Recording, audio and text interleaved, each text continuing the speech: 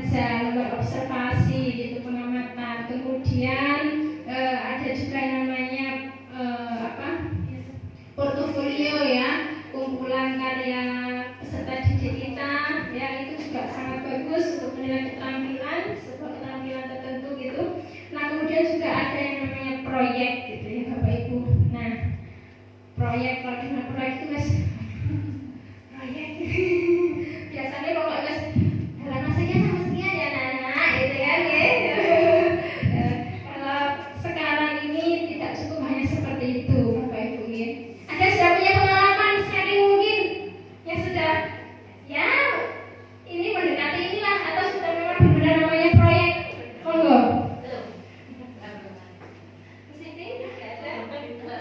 Monggo ibu yang belakang siapa? Bu Alma. Pengajar apa Bu kelas ya? Ya Bu kelas. Monggo silakan sharing pengalaman selama di kelas berapa Bu? Kelas 2. Nah di kelas rendah ini juga tantangan ya. Kelas 2 ini ya. Ini anak saya di kelas 2 Bu. Monggo ceritakan mungkin pengalaman Bu Alma selama melaksanakan proses asesmen ya. Kira-kira seperti apa ini peserta didiknya setelah diberikan asesmen yang seperti Bu Alma lakukan. Monggo.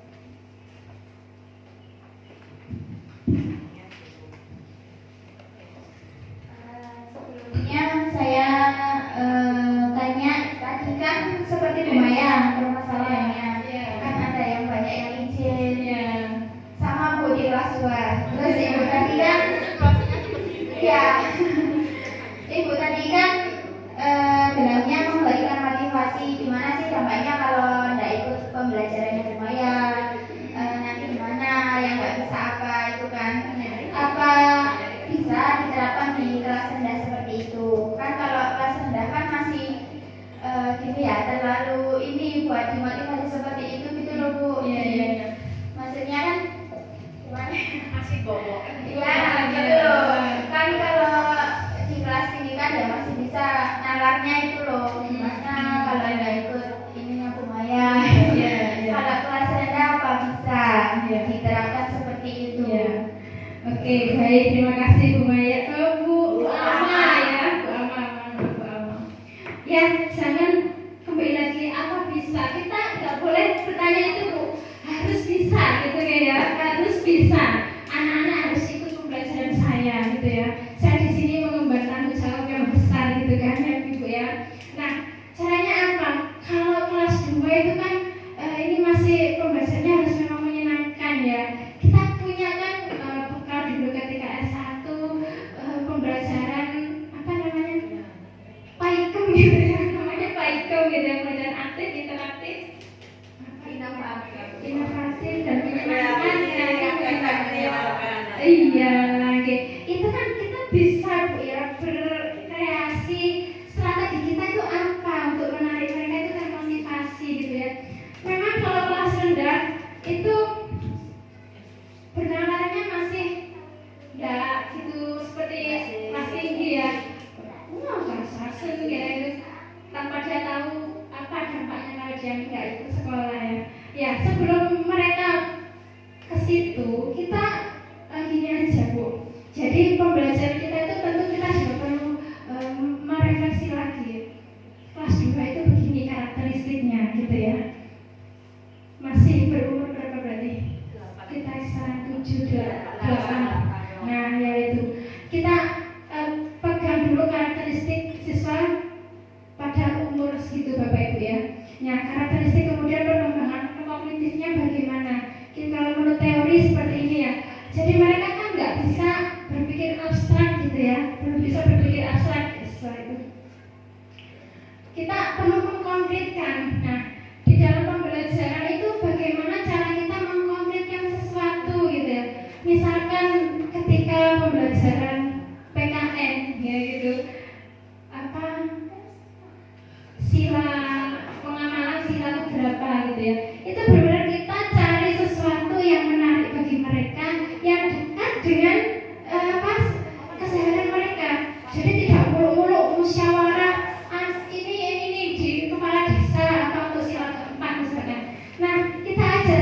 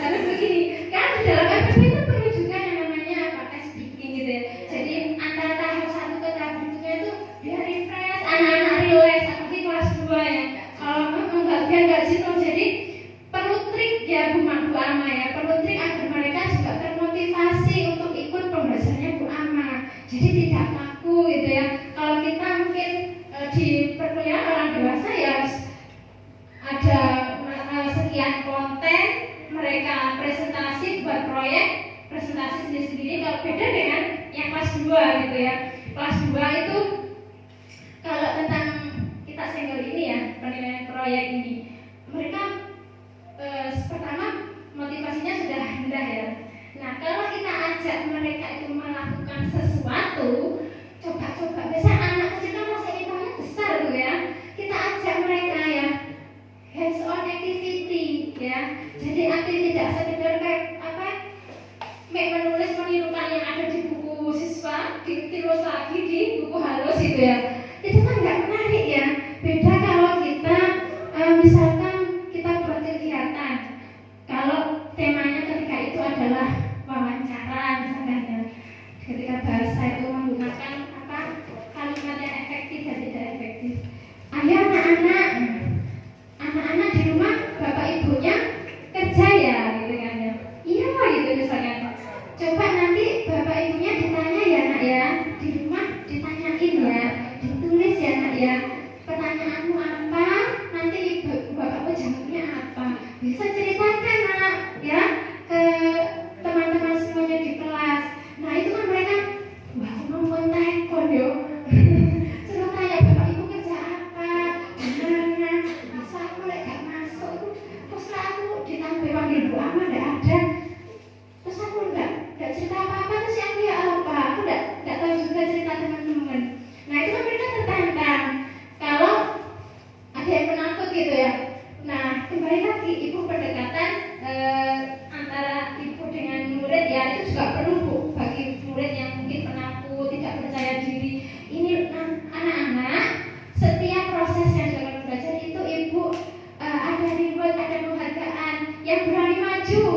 Ini tadi seperti star pakai bintang tampil gini, banyak bintang nggak apa-apa, dia pulang senang, wah aku dapat banyak bintang gitu kan ya. Nah strategi seperti itu. Jadi menggunakan kalimat efektif dan tidak efektif, tidak melulu dia cuman apa menulis mengikuti buku siswa, tapi riungkan kegiatan itu di rumah gitu ya. Di rumah cara mereka bertanya, ditulis, direkam di bukunya, besok diceritakan kembali. Kita simak cara menceritakannya sebagaimana dia bisa enggak mencoba menggunakan kalimat itu gitu ya Bapak Ibu ya. Nah sebenarnya ya ini tadi memang proses bagaimana kita mencari strategi yang pas untuk anak didik kita ya. Sebelum kita tuh penilaian ke pembelajarannya sendiri itu wes luar biasa perjuangannya seperti itu. Demikian ya Ibu Amai. Jadi perlu strategi, ada selingan juga di kelas pas buka. Anak saya ini kadang juga sudah kelas 2 itu PR-nya juga sudah lumayan, oke. Ada buku penghubung yang harus begini-begini, saya kalau minimal itu oke. Jadi ya itu tadi proses. Jadi komitmen orang tua dan guru itu juga perlu dibangun. Begitu. Monggo ada lagi yang mau disampaikan? Oke, Bapak? Kan tadi sudah asesmen ya. Ya. Mungkin setelah melakukan evaluasi yang benar-benar jadi PR ini pengalaman pribadi saya. Itu di proses tindak lanjut. Jadi nanti Ibu bisa jawab pertanyaannya di proses tindak lanjut setelah kita melakukan benar-benar tahu bahwa kesulitan belajar siswa si A, si B, si C itu apa. Terus ceritanya gitu. Jadi saya awal di pembelajaran mungkin di subtema 8 saya lupa kelas 4. Gak usah pakai buku. Sampai saya KGP ngantuk. Lapangan aja sini ngantuk.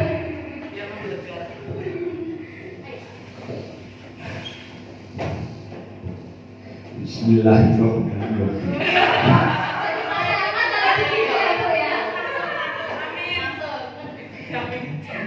Jadi ini Bu, ditindak lanjut setelah saya bisa memetakan kekurangan-kekurangan atau kesulitan belajar siswa dari si A, si B, si C, si D, itu kekurangan belajarnya di mana? Dari proses pembelajarannya memang dari awal itu saya menggunakan model pembelajaran kelompok belajar. dari materi subtema, ibarat kata subtema 2, udah menggunakan model pembelajaran berkelompok, dan setiap kelompok itu pasti ada siswa yang menurut saya menonjol, jadi bisa membantu atau setidaknya memberikan motivasi belajar kepada kelompoknya. Dan di kelompok itu saya memberikan tanggung jawab, semua siswa sama, semua berarti harus bisa. Waktu itu ada materi pembelajaran matematika perkalian dan pembagian, terus materi pembelajaran IPA mengenai alur hidup hewan, yang ketiga adalah pemahaman atau memaknai sebuah tulisan atau bacaan dalam materi bahasa Indonesia. Setelah proses pemberian materi selesai, terus juga ada kayak kuis gitu loh, jadi kuis, jadi saya kayak per kelompok itu kayak cerdas cermat. Nah, di situ saya juga melihat siswa pun secara sadar mereka berkompetisi. Cuman di akhir ketika evaluasi satu persatu, kecenderungan itu tetap. Jadi yang belum bisa perkalian, yang belum bisa pembagian, yang belum bisa memahami bacaan, itu tetap. Saya kumpulkan kelompok lagi, saya mulai dengan materi pembelajaran yang mungkin lebih. Jadi nggak sama seperti di awal. Kalau contoh, misalnya materi matematika perkalian puluhan, naik ke perkalian ratusan. Dari siswa yang menonjol, itu mereka bisa sampai memahami materi tersebut. Cuma dibalikan lagi untuk siswa-siswa yang sudah saya petani di awal masih belum bisa, itu tetap. Nah, ada proses ini menurut saya pribadi ini belum bisa dikatakan good, karena menurut saya akhirnya dia nangis pulang. Dari proses tersebut, jadi satu kelompok ketika ada siswanya belum bisa, jadi satu kelompok itu harus bertanggung jawab, bukan memberitahu, apa istilahnya, mengajari temannya yang nggak bisa, tapi tetap nggak bisa. Akhirnya di akhir dari beberapa contoh, pas waktu materi perkalian dan pembagian A, B, C, dulu ada 3 siswa, itu perkalian nggak bisa. Akhirnya dia pas waktu teman-temannya udah pulang, ini niat saya, kalau semisal temannya udah pulang, terus si siswa yang saya pulangkan lebih lama, itu saya menganggap bahwa oh berarti setidaknya saya berbeda, jadi saya harus lebih semangat belajar. Itu niat saya di awal. Jadi saya fokus ke 3 siswa tersebut.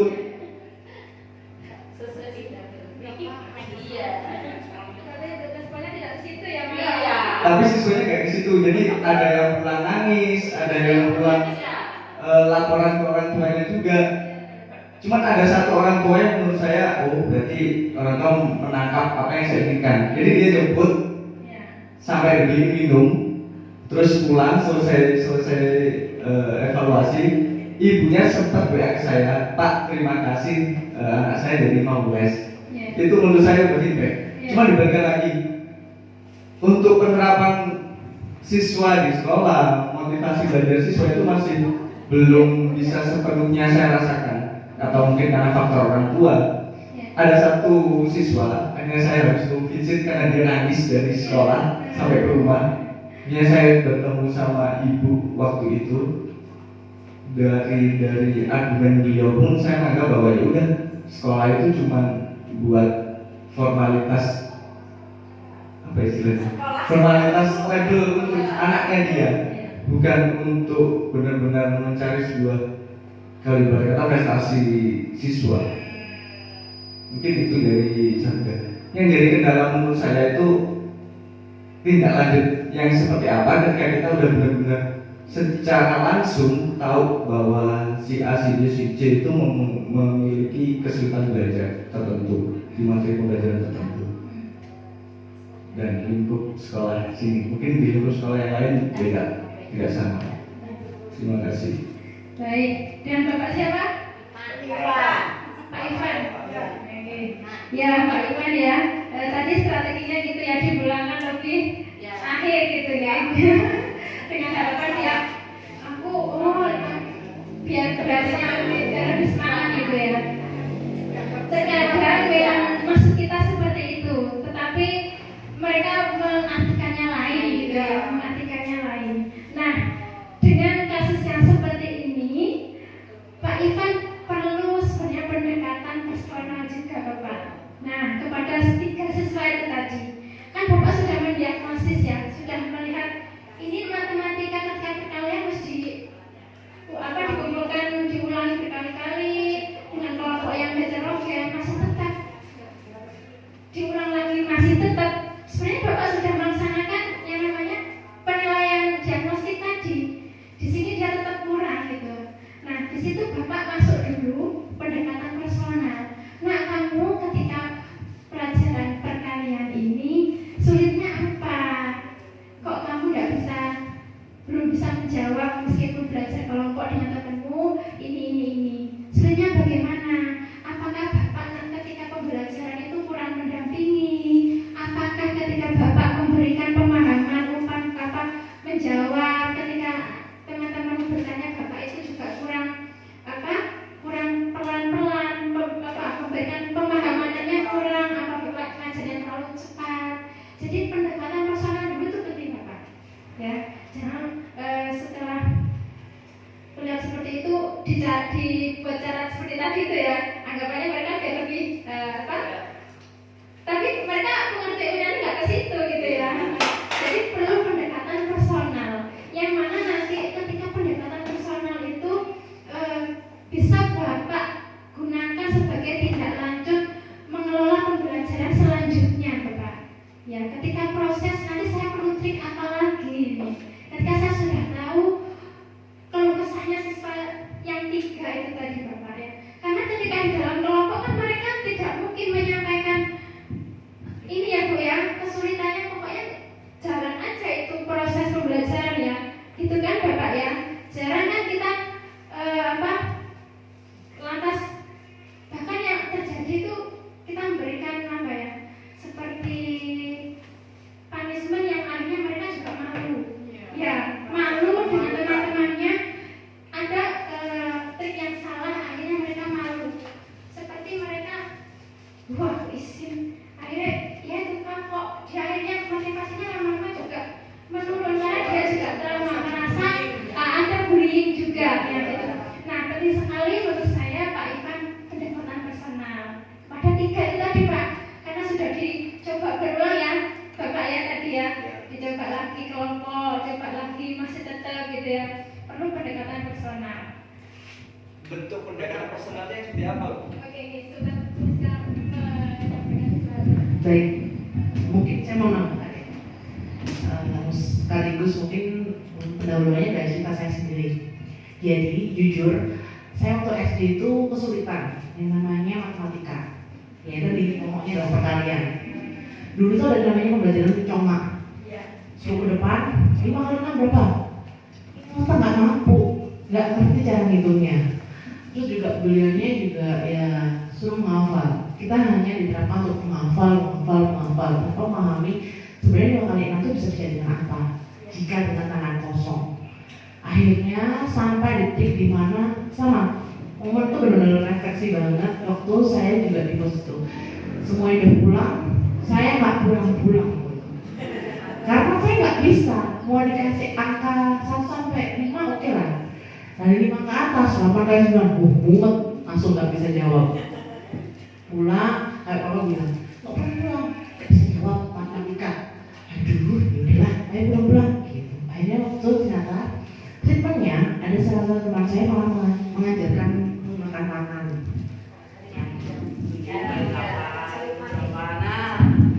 Dari situ waktu mencoba gerak, tangan saya gerak, bisa jawab. Jadi bukan karena kemampuan saya nggak bisa ngitung, tapi memang saya nggak tahu menemukan caranya. Nah, alangkah lebih baik kalau cara-cara seperti itu mungkin dulu pantas ya. Tapi kalau sekarang kan sudah anak itu banyak metodenya apa, udah tahu juga YouTube, apapun. Nah itu pendekatannya seperti apa dulu dekatkan. Karena memang jujur jangan kayak gitu ya. SD itu membekasnya itu tingkat bullying tinggi karena kayak misalnya dulu tuh ada namanya peta buta, ada namanya atlas, minta ke orang tua, mau beli peta buta, udah punya atlas ngapain beli? Sampai di kelas saya sendiri nggak punya peta buta. Nah hal seperti itu ternyata berkesan tingkat bullying anak teman tuh keras gitu biasanya. Hal sebenarnya makanya itu guru kelas di sini itu lebih ke personal dulu, anaknya seperti apa. Takutnya mungkin butuh media pembelajaran kali menggunakan mungkin Lidi atau apa. Nah belum lagi kalau ketemu namanya nanti anak yang kemampuan khususnya dysleksia. Jadi huruf tuh berantakan, huruf tuh balik-balik, B dilihat D dilihat nah. Itu kan akhirnya orang memikirkan wah ini bodoh nggak bisa baca. Padahal ternyata di balik itu semua ternyata dia mengidap dysleksia. Nah hal itu kan berarti butuh pendekatan kan, dan treatment khusus. Nah nantinya ternyata beliau anak tersebut golongan jenius kan ada macam-macam, jadi jangan adjustment dari depan. Dan mungkin pembelajaran yang kiranya memang anak itu tidak mampu itu juga. Nah ini saya ingat itu adalah ketika rapotan biasanya guru bilang ini maaf matematikanya nggak bagus. Orang tua pasti pikirnya langsung gini, ya udah nanti kelas aja matematika. Tapi guru nggak meng-highlight bahwa anak ini pintar gambar. Kan harusnya yang di-highlight adalah kemampuan dia mintanya apa, dileskan. Akhirnya dia bisa berkarir lebih. Karena nggak semua orang tuh bisa dilihat bahwa ketika dia mampu memecahkan soal matematika, dia pintar. Nggak seperti itu kan konsepnya. Nah seperti itu yang agak di-highlight juga di SD, SMP, SMA. Jadi jangan sampai takutnya mindset tersebut akan terbawa sampai SMA. Ketika dia masuk IPA, saya keren. Ketika saya masuk SPS, ya buangan aja. Jadi ya akhirnya ada ramai. Padahal ternyata mungkin dari tadi yang alur yang diceritakan atau mungkin yang ditanyakan oleh Bu Ainin adalah tentang kebijakan. Kebijakan itu dibuat dari apa sih? Dari keluh kesah. Dari situ, ternyata ketika ada SMA, SMP, lalu juga ada namanya IPA, IPS itu meng-highlight bahwa anak IPA seperti ini dan IPS seperti ini. Akhirnya dibuatlah biar sama-sama IPAS. Dan kan kebijakan tuh datang dari kita, dari keluh kesah dari guru-guru, dari masyarakat yang diskriminasi tentang anak IPS dan IPA. Lalu juga dari anak IPS mau ambil jurusan kuliah IPA agak dipersulit. Nah itu karena bentuk tanggung jawabnya gitu. Padahal kebanyakan lulusan IPA malah ujung-ujungnya jadi anak IPS kan kerja di bank. Ya gimana? Banyak yang lulusan yang nah itu larinya ke arah sana atau mungkin manajemen atau menjadi manajer. Nah saya kira seperti itu. Jadi lalu untuk biar anak semangat untuk belajar atau mungkin ke sekolah itu mungkin ditanamkan juga ya dari kecil itu bahwa kita kan kalau misalnya udah dewasa itu dengar investasi itu pasti mikirnya kalau yang kita dewasa itu saham, nabung gitu. Padahal investasi itu ya dari leher ke atas. Ketika kita memiliki kemampuan, nah itu akan bersinergi atau mungkin berbanding lurus dengan apa yang akan kita terima. Nah itu kan akhirnya kalau saya ilmu ekonominya itu ya.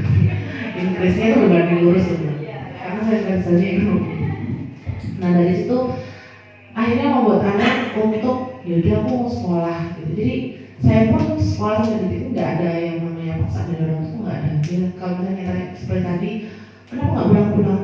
Saya nggak bisa berkarya, ya udahlah pulang aja gitu. Nggak yang besok les ya matematika gitu, nggak ada, nggak ada diskriminasi gitu.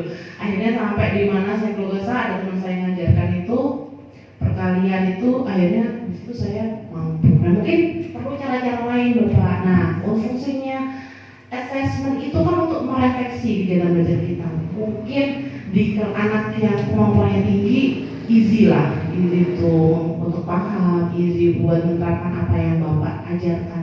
Tapi ketika itu anak-anaknya mungkin kurang mampu, dia akan semakin rumit ketika dia mau tanya namanya, udah dengerin guru sana lo.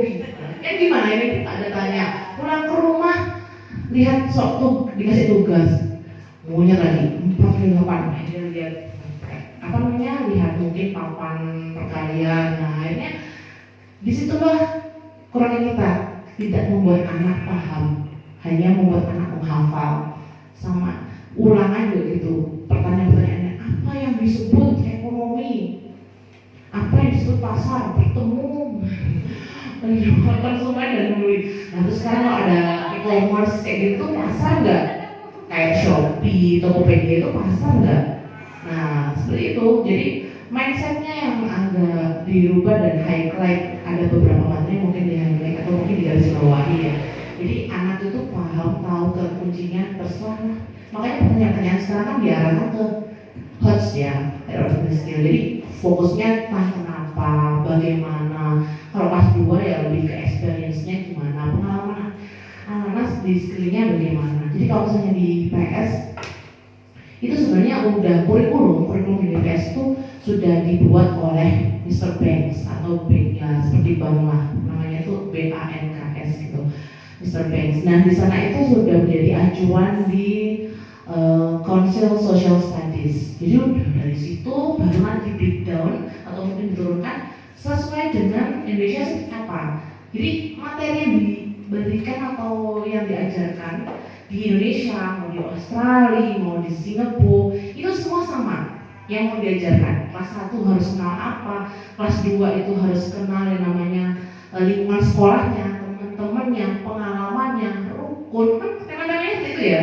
Nah itu sebenarnya sudah ada, cuma dikaitkan dengan lingkungan sekitar atau mungkin budaya di sekitar kita gitu. Jadi fokusnya yang ke sana. Mungkin kalau kita lebih ke Pancasila, kalau misalnya Singapura lebih mengenal perdagangan internasional karena dia pusat kan, udah pusat perdagangan internasional, dan di sana ada namanya 3 suku. Ada Melayu, ada orang Singapura asli, ada orang India. Akhirnya dia harus dititik beratkan materinya tentang bertoleransi karena itu. Karena kan mereka kan kalau yang marketnya siapa lalu juga yang Australia juga ke sana, perdagangan tentang sumber dayanya seperti sapi, susunya, high export ya, kualitasnya itu. Jadi sama sebenarnya materinya. Nah itu udah tersusun di kurikulum. Nah kurikulum adalah akhirnya terlihat di kompetensi dasarnya, standar yang harus kita berikan ke anak. Ini mah KKN lah gitu, diupayakan ke sana.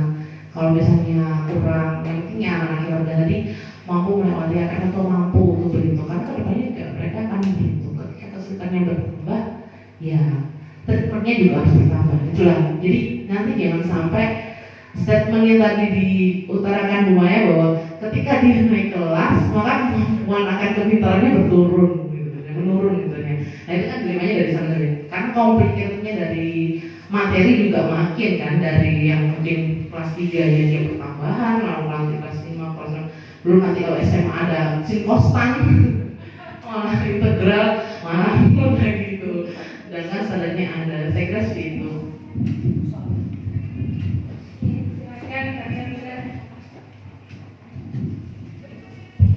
Terima sedikit ya Pak, terkait dengan tindak lanjut. Berarti Bapak ini kemarin juga ada lanjutan terkait dengan workshop kemarin. Berarti Bapak punya masalah tadi ya, dan jadi bisa jadikan PTK. Nah gitu ya Pak. Gitu Pak. Jadi nanti ada kan memang masalah itu ditemukan gitu ya, ditemukan di kelas. Berarti Bapak nanti sudah ini ya, koridornya sudah betul Bapak tadi ya, sudah melakukan tindak lanjut dan termasuk ada personal awal tadi ya, personal awal tadi sudah upaya menghentikan dulu jam pulangnya gitu ya, nanti diundur nanti ada orang tua dan bahkan ada orang tua yang memang dari kesadaran dirinya seperti itu. Berikutnya Pak, tindak lanjut berikutnya Bapak tetap konsisten saja gitu ya, konsisten terus apa yang disampaikan oleh Bu Aini, Bu Rizka itu tadi masukan bagaimana nanti polanya seperti apa dalam pendekatan, itu yang penting ada rubriknya Pak. Nah rubriknya Bapak berarti langkah berikutnya Bapak mencoba dengan model yang lain. Nantinya Bapak ibaratnya kalau PTK itu kan siklus pertama Bapak sudah membuat semacam solusi sekian, siklus berikutnya kita itu buat aja PTK sekalian Pak, Bapak jadi produknya nanti kan itu. Nah gitu Pak ya. Jadi ada banyak model-model sebetulnya Pak. Mungkin bisa dari LKPD ya, LKPD juga bisa. LKPD nanti semacam membantu gitu ya. Ini juga LKPD-nya juga harus diferensiasi LKPD seperti apa. Nah, dari tadi hasil pendekatan personal kan sudah ketahui si A ini sukanya boleh jadi di LKPD itu harus ada mungkin animasi-animasi atau kartun-kartun, itu kan lebih menarik. Bu, ini kesukaanku ini, meskipun ya saat pembelajaran itu tidak konsentrasi pada materi, hanya konsentrasi pada gambar, nggak apa-apa Pak. Nah itu, ini kebetulan ada mahasiswa bimbingan juga, itu memang seperti itu Pak. Ide seperti itu karena berangkat dari seperti Bapak. Jadi teman-teman, Pak, saya punya murid Pak, gitu ya, betul S2, itu ya, saya punya murid seperti ini Pak. Kira-kira apa? Saya coba pancing gitu ya. Ya nggak apa-apa, silakan LKPD-nya nanti berarti yang menarik. Oke Pak, akhirnya dibuat sebenarnya mungkin iya Pak, ternyata baru siklus 1. Baru siklus 1 ya, coba lagi sampai ketiga, keempat, seperti apa hasilnya? Bener Pak, ternyata beda. Karena LKPD yang ada di pasaran kan memang fokusnya ya ke ini ya, materi mungkin ya. Jadi kalau di LKPD yang kita rancang sendiri itu kan bergantungan. Bergantung artinya kita memang mendorong sesuai karakter kelas kita. Itu. Nah, misal kita bisa mengembangkan ke sana, bagus Pak itu Pak. Jelas itu sudah artinya KPD sesuai karakter sekolahnya, kelasnya. Nah, kalau sudah tahu karakternya kan enak. Nah, kalau kita beli, itu kan kita nggak tahu kan, mau sama rata kemudian seperti itu. Nah, itu mungkin Pak satu nanti bisa dicoba Pak solusinya gitu ya Pak ya. Seperti itu Bu.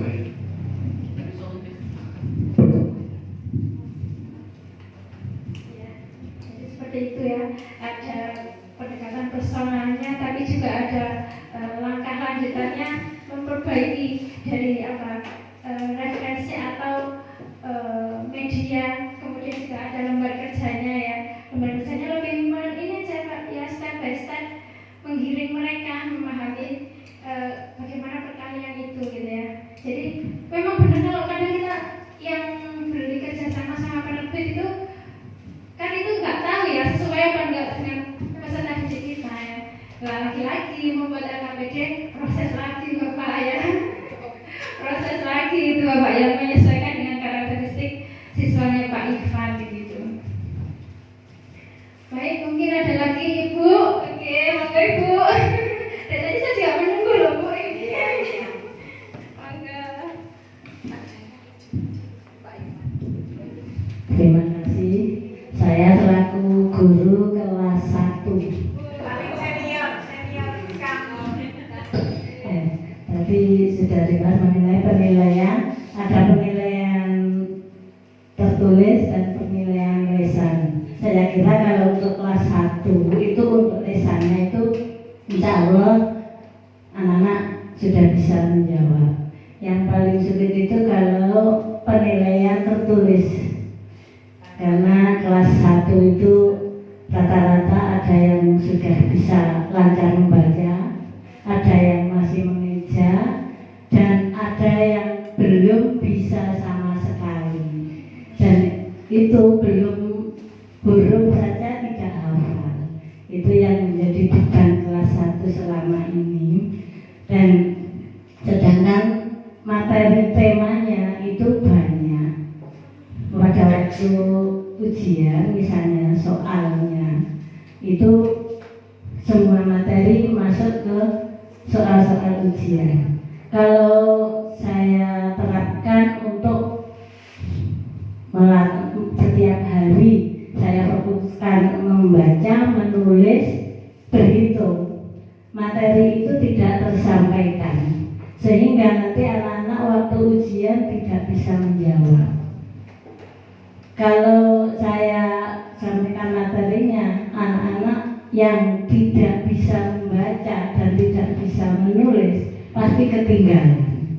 Ini yang menjadi permasalahan di kelas 1. Nah, untuk mengatasi itu, saya tetap setiap hari, saya adakan membaca, menulis, berhitung, itu bersama-sama. Nah, begitu juga menulisnya saya latih setiap hari karena huruf-huruf anak-anak itu menulis huruf kelas 1 itu masih banyak yang belum benar, terutama tinggi rendah huruf. Untuk membedakan antara N, H, I, L itu masih sama tingginya Bu. Jadi kalau dibaca itu kesulitan, sehingga penanaman itu setiap hari, sehingga materinya tidak bisa tersampaikan semuanya, Bu. Misalnya tema pembelajaran 1 itu tidak bisa tersampaikan ke semuanya, sehingga pada waktu ujian misalnya akhir semester, gimana mengatasi anak-anak yang belum bisa menulis dan yang sudah bisa menulis, sehingga caranya saya ajak anak-anak setiap soal saya ajak membaca bersama, kemudian saya ajak menjawab bersama dulu. Misalnya jawabannya berkebun gitu. Kalau yang sudah bisa menulis langsung ditulis. Kalau yang belum, ya saya mendikte satu per satu, B itu bentuknya seperti ini, seperti ini dan seterusnya. Jadi yang butuh waktu yang cukup lama dan telaten. Ini selama ini saya sudah hampir 30 tahun Bu. Hampir pensiun, sehingga tetap di kelas 1. Jadi saya mengajarkannya seperti itu Bu, untuk mengatasi cara penilaian anak-anak kelas 1. Terima kasih. Mungkin ada solusi yang lain untuk mengatasi penilaian untuk kelas 1.